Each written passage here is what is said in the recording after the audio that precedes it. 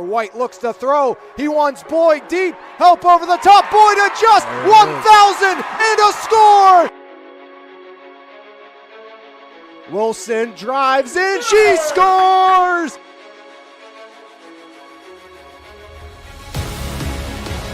Jensen, Grayson, give and go. Jensen elevates and she slams it down again.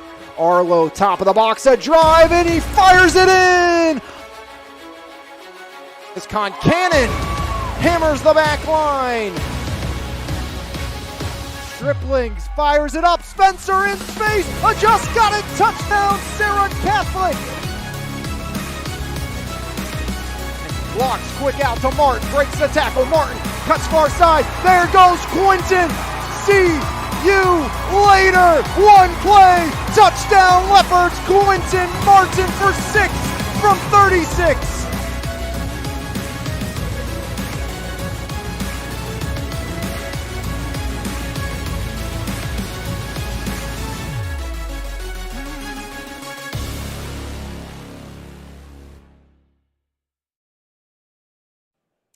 Welcome into episode number 92 of the Valley Sports Guys podcast, here from His Place Coffee Community and more in Menneson. I am on Valley Independent Assistant Sports Editor Jose Negron, joined by Alex Lyons here on a beautiful Wednesday morning from His Place. Alex, a lot to discuss here as we're finally sort of wrapping up the fall sports season, heading into what should be a very busy winter sports season here in the Mon Valley.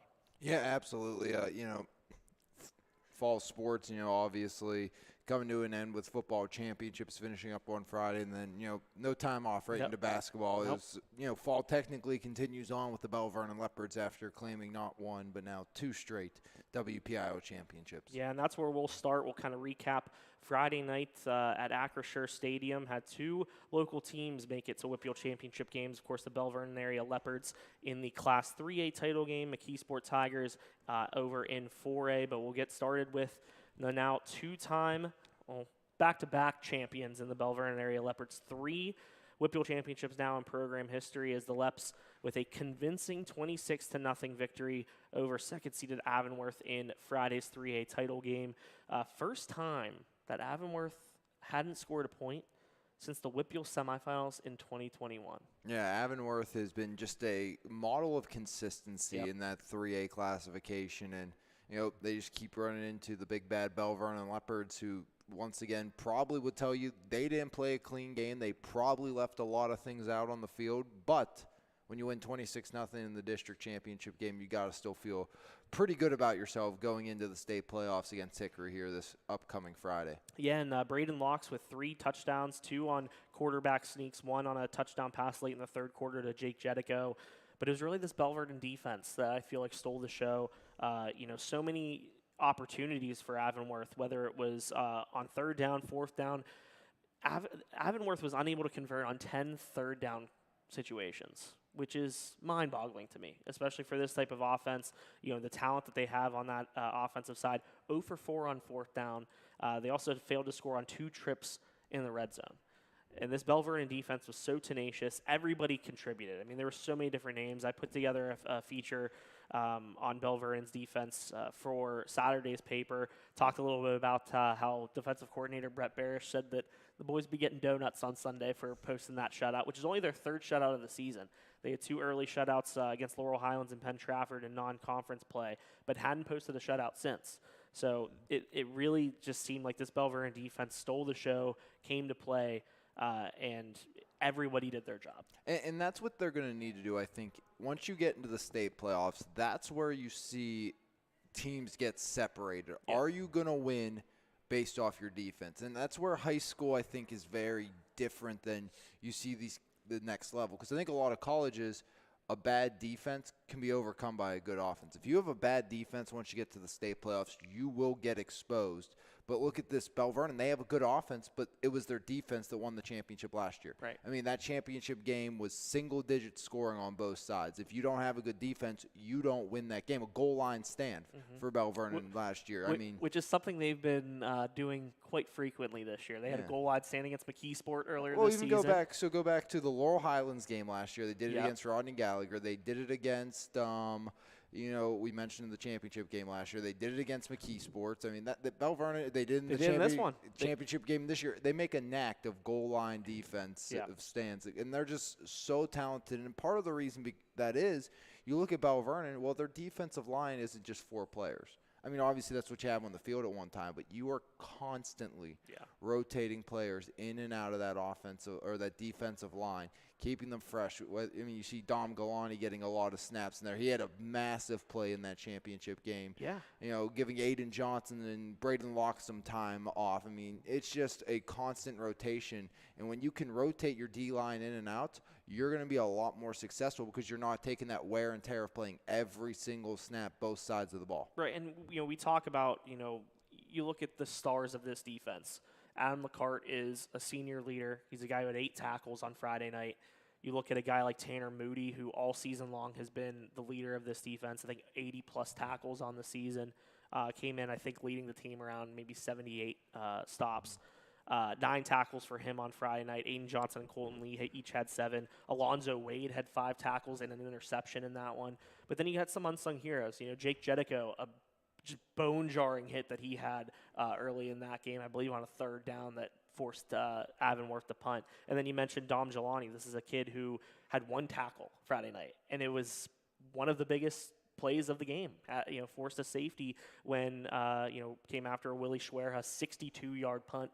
Avonworth's on there too, and then Jelani makes that big play to force the safety. This is a kid who was a wide receiver and a defensive back, made the switch over to the defensive line because he knew that was an opportunity for him to get some playing time, and made the most of it. So many unsung heroes on this defense. I made sure that I mentioned a good amount of them in the feature I wrote Saturday. Diabri Lightfoot had some big plays. Obviously the big kickoff return to start the game was huge for Bell Vernon, especially to get them going and get their offense set up nicely. It was really a team effort for Bell Vernon, and you got to give credit to their defense because I feel like this was kind of a preview of what they want to do in the state playoffs. In these two state playoff games, they want to make sure that their defense is at the top of its game. Oh, absolutely, and I think that's just what they've continued to do all year long is just prove how talented this and how stout this Bell Vernon defense is. I mean, time in and time again, that's what they do as Bell Vernon just lights out every time they step on the field. And I think one other thing you look at that Coach Matt Humbert did that I absolutely love is Willie Schwera does not do the place kicking anymore. Yeah. And I think Willie Schwera is a great place kicker.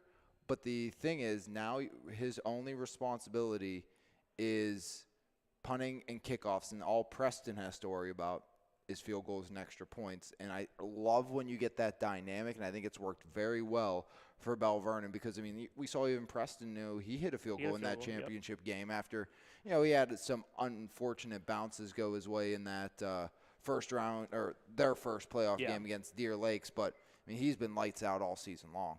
Yeah, and on special teams, defense, offense, I mean, this is a team that's really the total package. I mean, it's very impressive what they've been able to do all season long, and they're doing it against some really tough teams as of late, too. I mean, Avonworth, I think that was a statement win for Bell Vernon because you look at their, the conference schedule and things like that, and, everybody will say, obviously they blew most of their conference opponents out. And, Jose, while you're doing this, I'm going to fix the camera because that's kind of really bothering me that apparently it's crooked. But, yeah, I mean, that's a big thing. They have been able to make some big plays. They've been able to do some big things in every facet of the game. Now the Bell Vernon area Leopards are Whippeal champions for the 2nd straight year, 3rd time in program history. Before last Whippeal championship was in 1995. So 3rd title for the Leopards as they now chase the state championship for the 2nd straight year.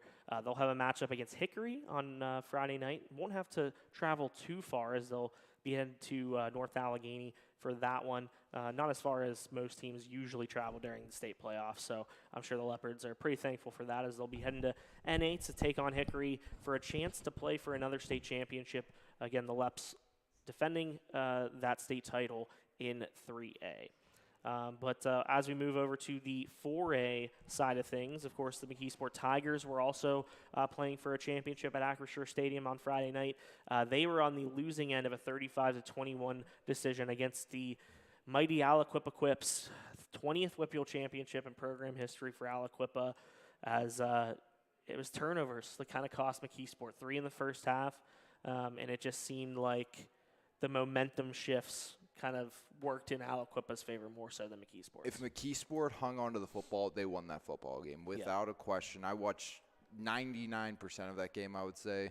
But it was just, you'd see McKeesport did a great job responding. They didn't allow Aliquippa to really take that momentum for the majority of that game, and that's why they were able to hang around so long, because, McKeesport would, turn the ball over. Well, then Ricky Bierman returns a kickoff for a touchdown right after a big play by Aliquippa. So, you have instances like that where McKeesport was able to hang around, take shots, and take their opportunities. But, Aliquippa is Aliquippa. You give them these opportunities, they are going to make you pay. With Lindsay, with Hayes, they have absolute studs on that team. There's a reason those two guys I just mentioned are going to play Power 5 football at Pitt and Penn State. Yeah, and, what did Matt Miller say last week against Montour? They wanted to control the ball. They wanted to drain some of the clock with their running game and control possession, have a majority of that possession with their running game, and they were able to do that against Montour.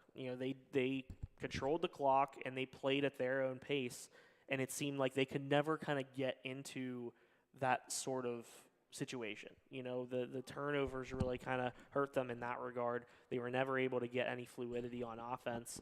Obviously they have big play guys. Ricky Bierman being able to return that kickoff for a touchdown was huge. And obviously we've talked so much about this season that McKeesport's defense has been so impressive. They have such a great line, and that's been the case all year. But Aliquippa has just been able to have so much success with the guys that they have, and it was just one of those situations where the turnovers were the big difference in this game for McKeesport, where they weren't able to play the type of McKeesport Tigers football that they've really played all season. And it was like the first time I feel like we saw Keith Spell get bottled up. Yeah. And when saying get bottled up, okay, what was Spell getting? 2, 3, 4, 5 yards, and then his long would be maybe 20, couple 15s in there.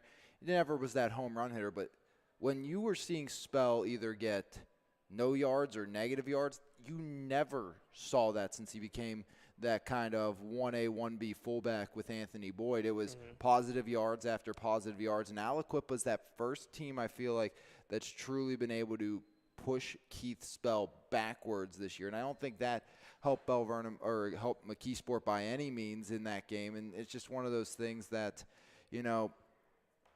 Aliquippa, even though they're a small school, that line is one of the biggest in the city of Pittsburgh year in and year. I think 3 years ago it was the biggest line in the city of Pittsburgh, counting the Steelers, counting Pitt, counting Duquesne, counting RMU. They had the biggest average offensive line and defensive line out of any football team in the city of Pittsburgh. Yeah, you look at that line and you can kind of compare it to, that Thomas Jefferson offensive line in 2019 when they won the WPIAL and state championships and went unbeaten. That was an unbelievable, offensive front as well. But and 4A is a murderer's row. To get to the championship game is so impressive. And, I think it's one of those things, you can look at 3, 4, 5 teams out of 4A that could be competitive in the state playoffs just with how competitive the WPIAL 4A classification is. Yeah. That is the one classification you do not want to play in, but Aliquippa still finds ways year in and year out to be the champion, to be in the championship. That's just such a model of consistency with that program. And when you are in the most competitive classification in District 7 football and you do what they do still, it's absolutely incredible. Yeah, and you got to give McKeesport so much credit for just the improvement that they made. Look at last year. They got blown out by this team. And I know it's, different faces on Aliquippa's side and things like that, but it was a completely different result. McKeesport in this game gave Aliquippa all they had. Last year was a different story. In this game? Yeah, last year was a different story. It was a pretty lopsided affair where Aliquippa just ran away with things. But, you got to give credit to these kids from McKeesport, to the coaching staff, they were ready. They were ready for this matchup.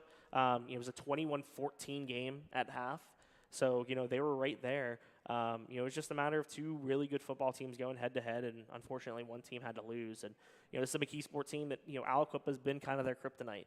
Last 3 years. Last 3 years, they haven't beaten Aliquippa since 1958. Aliquippa now 8-5 over the Tigers all time, but McKeesport finishes their season with 11-2 record. And I look at this too. When you look at that, we talked a lot about the turnovers. Garrett Tarker turned a couple balls over. I'm sure he would not want to. But, I mean, Garrett Tarker proved why he was so good in that game. Yeah. Because you're watching it, and it's one of those things that all the quips are running towards Anthony Boyd. Garrett Tarker's just waltzing out to the left side. We've seen all year long. The camera's not even following Garrett Tarker at points. I mean, he is so good at disguising that football. He has to – and, you'd get replays, and – Keith Spell's being tackled. Garrett Tarker still has the ball, and Spell's gut then pulls it out and goes. It's incredible what he was able to do, taking over for Jamil Perryman. Everyone's like, well, how's that going to work? Who's going to be able to do that? Well, Garrett Tarker did a good job, and you have some big-time weapons. I mean, you're losing a lot, but you have a lot of big weapons coming back next year for McKeesport as well. You still have Anthony Boyd. You have the other Spell. Keemon's back, and he's going to be even more electric than he was this year because he's going to have a bigger role. I mean, Javier Bray on the defensive line's coming back. I mean, you still have some big pieces coming back in McKeesport. Even though they're always senior Layton and upperclassmen Layton, they always retool and are always ready to go once again. And that's the thing for McKeesport. Last year, a lot of people thought that was the team, this is the team that's going to get to the Whipple Championship game. Jamil Perryman and Bobby Boyd, 2 1,000-yard rushers. They fall short, and then there are question marks coming into the season. How are they going to turn around without 2 of their top offensive playmakers? But every year, McKeesport just churns out athletes, and the coaching staff has them ready to play. And it's a credit to those guys. It's a credit to the players. But this is a McKeesport team that won't be going away anytime soon. Especially like you said, Anthony Boyd going to be coming back. Keemon Spell in 1 year has proven so much. So excited to see what he can do over the next 3 years. But, yeah, I mean, this is a McKeesport team that surely will not be out of the 4A conversation in future years. But kind of move away from football talk. Again, Bell Vernon will be heading to North Allegheny High School Friday night for the PIAA Class 3A semifinals. They'll take on Hickory over at NA with a chance to clinch another berth in the state championship game. So be sure to follow whoever is going to be there. We're not entirely sure who will be there for coverage, but we will have somebody there for coverage in Saturday's Mon Valley Independent. But we also have some busy stuff going on Friday night, Friday really all day, and then Saturday as the MVI Shootout Classic is back for its 3rd season. Returned to the Mon Valley, and now our 3rd different location. Started out at Bell Vernon last year at Ringgold. Now we're going to be heading over to Charleroi Area High School. 4 games each day over at Charleroi, featuring 9 different local teams. Friday, the schedule, McKeesport Clairton will open things up at 3:30 p.m. Elizabeth Forward will take on Thomas Jefferson at 5. Sarah Catholic South Allegheny will go head-to-head at 6:30. And then Ringgold Charleroi will wrap things up in the 8 p.m. finale on Friday night. Saturday, it'll be South Allegheny Bell Vernon, a rematch of a game that we saw in last year's MVI Shootout Classic at 2:30. Clairton Ringgold at 4.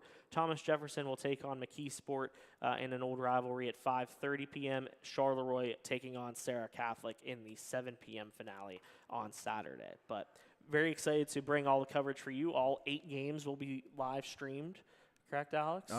We'll be there for all 8. All 8 will be live streamed. We'll also have full coverage in Saturday's MVI for Friday's game, and then Saturday's games will be in Monday's E-Edition. So we'll have you all covered for the start of the high school basketball season.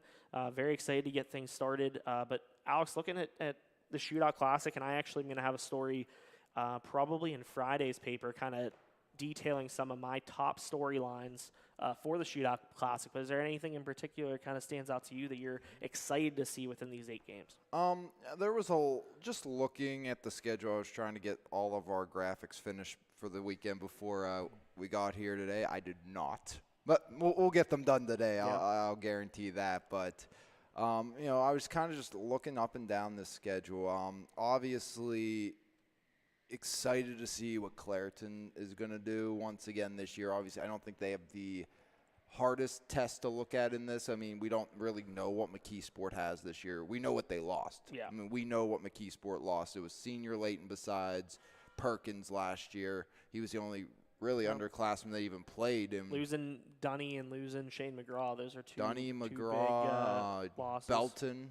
So, I mean, it just name it, they lost it. Amon Knight's gone. I mean, they lost that basically entire team that was great last year for McKeesport. So, I mean, Clareton doesn't have a big challenge playing both McKeesport, I think, and, I mean, McKeesport's going to have athletes, but we don't know who's available depending on their practice schedule. Did they practice Sunday after the championship game on Friday? Because that'd be your eligibility. I mean, you have to practice 5 days, so that should be an interesting. But Clareton has Mike Wright back. I'm very excited to see what Sir Anthony Blair does. I mean, you have Wooding, you have Ruffin, and that's a team that went from 1 win to a state playoff appearance last year, and someone I'm really excited to look at. Obviously, we'll get a good look at Prosser and Berger. Now Berger going to Edinburgh, of course. They're going to be fully in basketball mode there. And I think the other thing that I'm very curious to look at is going to be the new look South Allegheny Gladiators. Very excited to see Drew Cook on that roster with Cameron Epps. Obviously you lose your all-time leading scorer Bryce Epps, who's starting games up at La Roche now.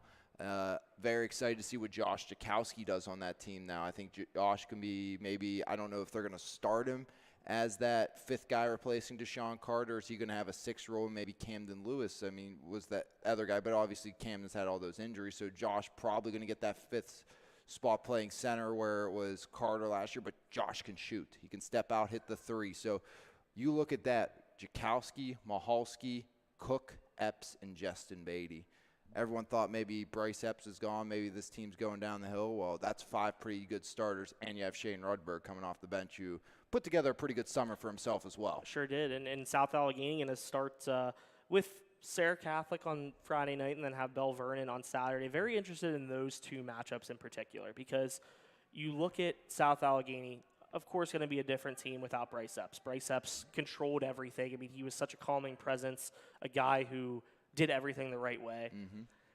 But like you said, you have so much talent coming back. You add in a player like Drew Cook, who is coming off a huge summer that he had over in the MVI SBL.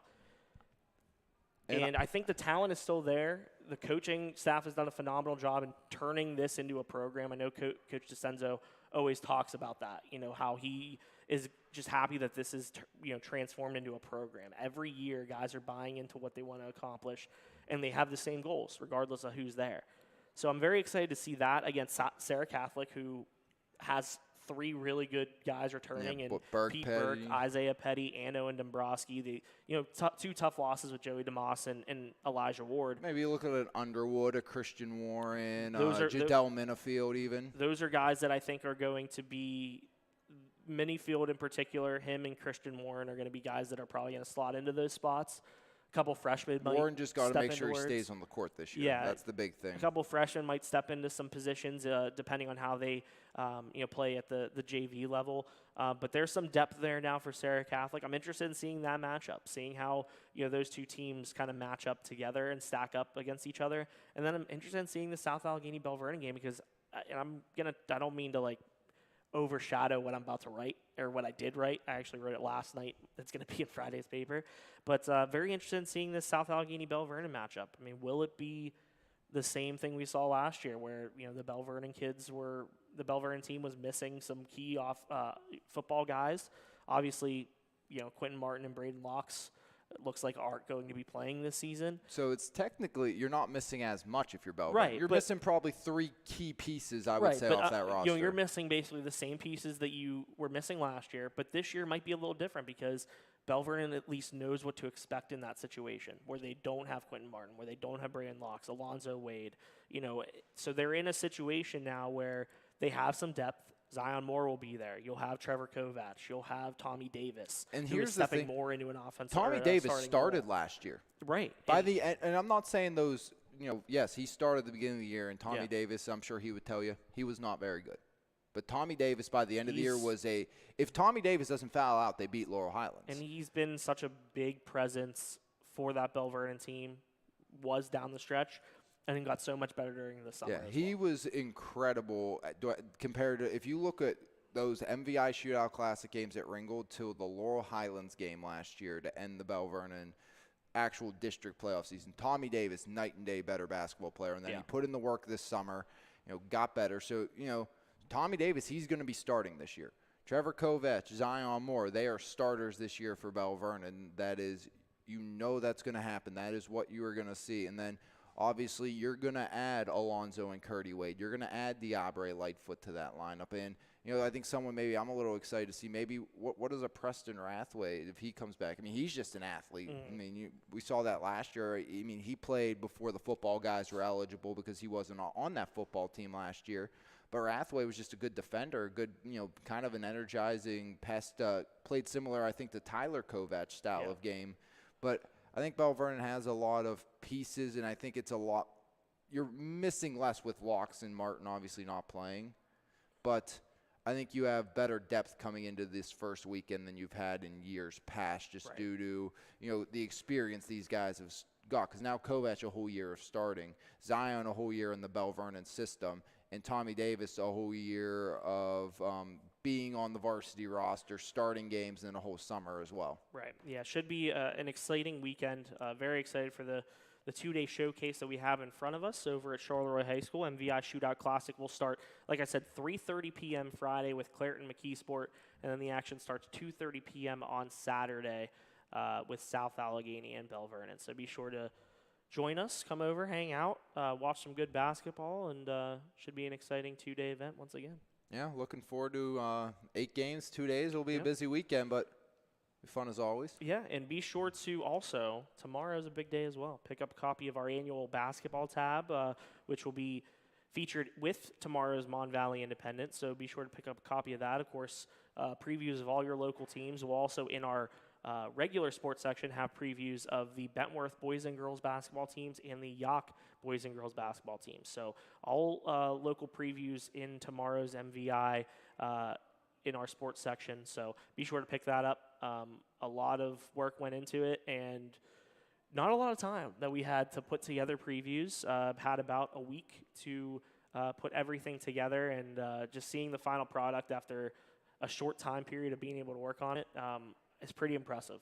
So shout out to all of our writers, everybody who contributed, Adam Brewer, Liam Bellin, Jeff Oliver, all of our photographers, Mike Darnay, Jen Cottalupi, Bob Smith, Jeff Helsel, everybody who contributed to this. Of course, Jeremy Salou, running the whole thing. Everybody just did a phenomenal job, and we're really, really excited to see everybody check out the final product. So be sure to pick up a copy tomorrow. Have that as kind of your get-to-know guide for the upcoming basketball season, and bring it with you on Friday and Saturday to Charleroi High School as we get ready for what should be a very busy winter sports season. Excited to get basketball rolling on Friday night. So, yeah. Yeah, I mean, I'm looking forward to a basketball season as well, and we have some big games all year long that you can, of course, join us here on MVI Live, and, we'll get coverage all year. I just got the schedule out today, full schedule. Jeremy was sending that over, so we'll have our full winter or probable winter schedule coming out relatively soon as well. I was looking up, TJ plays Uniontown a week from Friday, so that will be a fun one. Obviously going to keep the PIHL coverage, and some big breaks right now for these teams.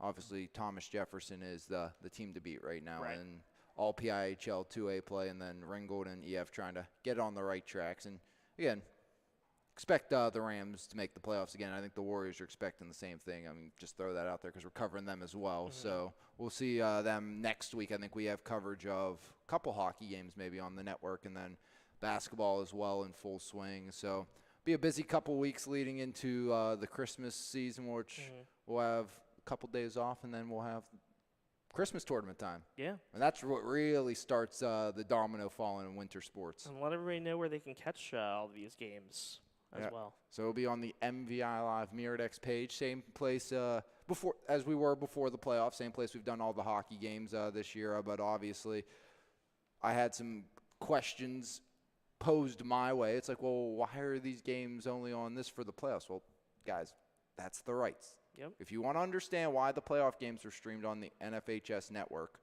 and we didn't do it like if you can say it's basically the same reason we streamed on the Trib Live High School Sports exactly. Network for playoffs and then in previous years. And I'll put it this way, too. There's people saying, well, look what certain other entities did. I'm not going to name any names. Okay, do you want to pay the $1,000+?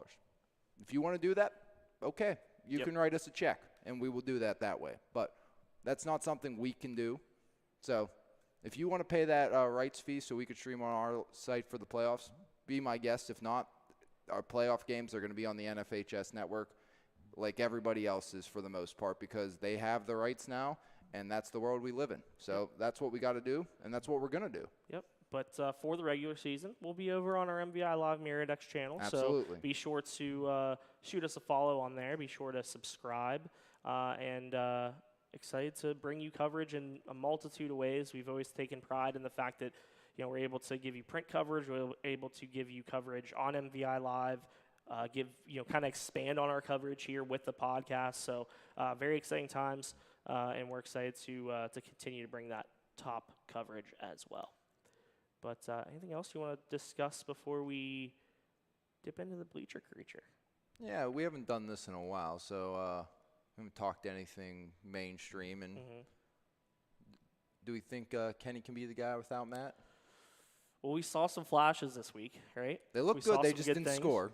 We saw some good things. I'm still kind of. You got to see a bigger sample. Yeah, I need to see agree. more, and I'm not gonna just completely back off of, okay, maybe he's not the guy just because of one game. Was it encouraging? Absolutely. Yeah. But I think there's more to be seen. We need to see this continuously. It has to be consistent. You don't go from a guy throwing for less than 100 yards one week to throwing for 278 and just immediately be like, okay, well, last week he wasn't very he wasn't very good, but this week he's the greatest of all time. That just doesn't happen. I agree. I absolutely agree. If you want to take a hot take on any player, I'd be more prone to see and say I have faith in Pat Freiermuth. Yeah. Because that was the first time I think really since he's been a Steeler he was probably used properly. Yeah. Because that's the biggest thing I take out of it and why I think it helped Kenny. How many times they throw the Pat in the middle of the field? 5? Yeah. 6? And I think before this week, probably none. Pat was that was his specialty in college. Like Pat on third down, he was lethal. You get 5 yards, big body catching tight end, give him 5-yard route. He's going to catch the ball in the middle of the field, and you're going to move the chains. Yeah. You're going to give him those short underneath routes, and he's fast enough to get upfield. And I think that's what's encouraging. If they're going to use Pat Freiermuth the right way, I think that's going to expand everything because it opens things up for Kenny. It gives him a safety valve that's not Jalen Warren, who everyone saw that coming. Yeah. And obviously then you have Deontay, whose controller died. Like, he's with Chase Claypool still pointing in Minnesota. Chase Claypool still pointing in Minnesota. And Deontay Johnson's still looking for that football. That's right. And then you have George Pickens, who walks off the field as well. So yeah, I mean you hope that gets turned around. But, again, very encouraging. And that's where I take the more encouragement. Okay, you're throwing in the middle of the field now. Is everything else sustainable? And you have, basically you look at it's a disappointment now if this team doesn't make the playoffs. Yeah. And that's the sad reality because you have Arizona. You have New England, who may be led by Bailey Zappi, may be led by Mac Jones. But you look at the Arizona game, too. I mean, Kyler Murray's back. That offense is very much different. But that defense is terrible. Right. But the Steelers' offense before this week wasn't exactly I agree. The greatest either. So, we'll see what they can do against a very,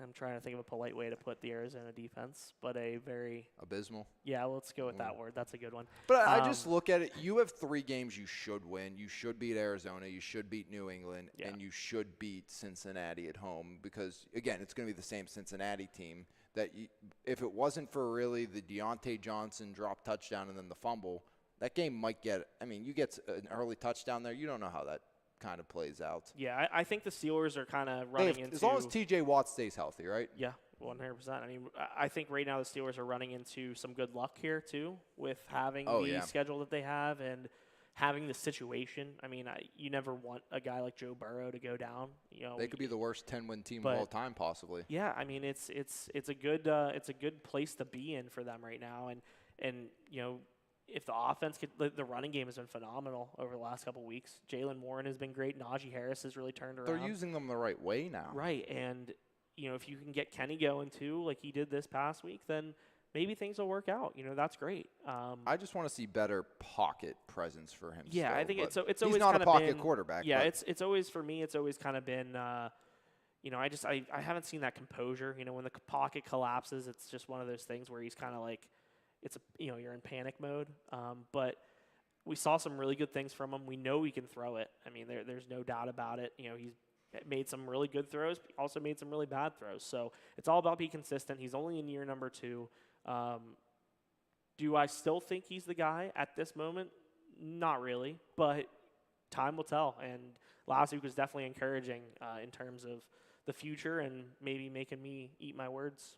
So we'll see. Hey, I'd be okay with that. Listen, if you prove me wrong, I'm more power to you. I mean, it's you know, I've always wanted to see Kenny and this team succeed, but you know, it's just a matter of putting it all together. So we'll see what happens. But Bleacher Creature. Bleacher Creature. Let's get going here with the Bleacher Creature. Of course, it's the holiday season, so got to start off with a little gobble gobble. The Bleacher Creature is back. Why is it always the parents whose kids that ride the pine or never get recognition that are the first to talk crap and cause waves? Don't write checks that your kid's butt can't cash. We got to stop with this public school, oh, poor us BS. You ever notice nobody really complains when they beat a private school, but as soon as the tables are turned, it's blah, blah, this or that. The WIPIO doesn't care. No, nothing is going to change, so deal with it. No, I don't have a kid that goes to private school. It's hoop time. Looking forward to this weekend's MVI Shootout Classic, some intriguing matchups for sure. The Bleacher Creature will be there, so be on your best behavior. Until next time. Thank you to the Bleacher Creature. As always. We'll be there. Bleacher Creature will be there. Hey, we're pulling out all the stops. We got a very star-studded lineup of people that will be in the gymnasium at Charleroi Area High School. I know we have a lot of athletes that come back and watch this. Sometimes athletes are watching when they should be in school. Mm-hmm. Those are the real ones. We appreciate them. But you think we can get in one of the student sections this weekend, can we get a Bleacher Creature dress up? Maybe. Can we get a student in one of the student sections to dress up as the Bleacher Creature? It's possible. Anybody want to do it? Gangrene on Saturday, maybe. Charleroi, you're hosting. Maybe one of you guys. There are some solid student sections here in the Mon Valley, so we'll see if that happens. I always like when they have the faces of the players and stuff like that. Let's get one for Alex. Let's get one for Jeremy. Let's go all out. Show your pride for your teams, and Team MVI will have coverage all weekend. So we're excited to see everybody. Someone dress up as the Bleacher Creature. And if somebody wants to dress up as the Bleacher Creature, more power to you. And also, if we get like an what's the kid's name from Santa Claus? What's his mom's name? I literally just watched it last night.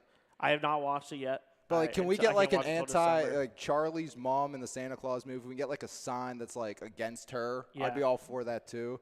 Public Enemy #1. Like, oh, absolutely. If we can get one of those. Yeah, I'm still on that. She's the worst. Oh, she was terrible. Except in the second movie, she's a lot better. But in the first movie, I'll say that there's a difference. We're talking about first movie. Laura. Yeah, we're talking about first movie Laura. Yeah. Santa Claus OG movie. Charlie's mom was not the best. Laura was awful. Let's get like an anti-Laura sign. Yeah. Just go all out. We want the student sections to have fun with it. We want everybody who comes into that gym to enjoy it and to just have a good time over a 2-day event. A lot of things happening. Yeah, so. We're talking about this, and we'll see how the reaction goes. So obviously we have our Planet Roof players of the game for every game of the tournament. Maybe after the tournament or the showcase is done, we'll take notes if you guys actually listen, and maybe we'll do a Planet Roof student Planet section. Roof student section of the week of the classic. Yeah, Planet Roof student section of the classic. We do a all-star team for the 2-day event. So yeah, I mean, maybe we can do that. Best student section gets thrown in there. So all right, so we'll do that. Best student section of the weekend, Friday and Saturday. We'll get a nice little promotion on MVI Live. We'll go get a picture of you on Saturday. So come both days. All student sections come both days, and represent your school, represent your team. You know, we're excited to see that. You know what Jose and I are looking for. Yep. Bring it. Let's go. But anything else you want to touch on before we wrap things up here? I think we're good. Early morning edition. Morning edition. Still I'm tired. still kind of waking up, to be honest. But see, starting at 10:30, I didn't drink coffee because I knew we were coming here, Yeah. and I'm like, so coffee's just starting to kick in. But shout out to Jeremy, who's patiently waiting his new dryer. Dryer Watch 2023. Hoping that dryer dries all your clothes correctly, Jer. So, yeah. That's pretty much it. Not much else to discuss. Very excited for the winter sports season to begin, and excited to see Bell Vernon in the semifinals on Friday night. See if they can get to another championship game. See what happens. Yeah. No Central Martinsburg, no Newman Gretty. It's a whole new look. Everyone thought it was going to be the same for them. Yeah. New path this year. We'll see what they can do. New path for the Leopards, and if they have any say about it, they'll be raising that championship trophy next Saturday. Actually, will be the 3A championship game at 1:00. So we'll see what happens. But thank you all for tuning in once again. We appreciate it as always. Be sure to give us a follow on all of our social media platforms. Be sure to subscribe down below if you have not already. Yeah, we appreciate the support as always. And okay, one thing, Yeah. you know, to all the fall athletes out there that have put on the cleats, I don't know what you want to say for volleyball, but put the pads shoes. on. Yep. For the final time, you know, been a joy to cover them in those particular sports. Sure and has. Look forward to see what a number of them are going to do moving on to the next level. Obviously, you know, a lot of football players have played their last high school game, but not the last time we'll see them, you know, obviously. So good luck to all of them in their future endeavors. I mean, because, you know, we had a great senior crop around the Mon Valley, whether it be soccer, football, volleyball, who are now taking their next steps, at least athletically, from the fall side of things. So Yeah, and very quickly did the fall season go by, I feel like. So, yeah, it flew. Definitely felt like it went faster than usual, but we had a blast being able to cover all of our local teams, all of our local sports, and we wouldn't be able to do it without all of our loyal supporters, all of our readers, all of our listeners, our viewers, everybody who tunes in to MVI Live and picks up a paper. We're very appreciative for that. So, but to wrap things up, for Alex Lyons, I'm Jose Negron. Enjoy the rest of your Wednesday, everybody. We'll see you this weekend at the MVI Live Shootout at the MVI Shootout Classic. Year 3. Friday, Saturday, 3rd annual event happening at Charleroi Area High School. We'll see you there.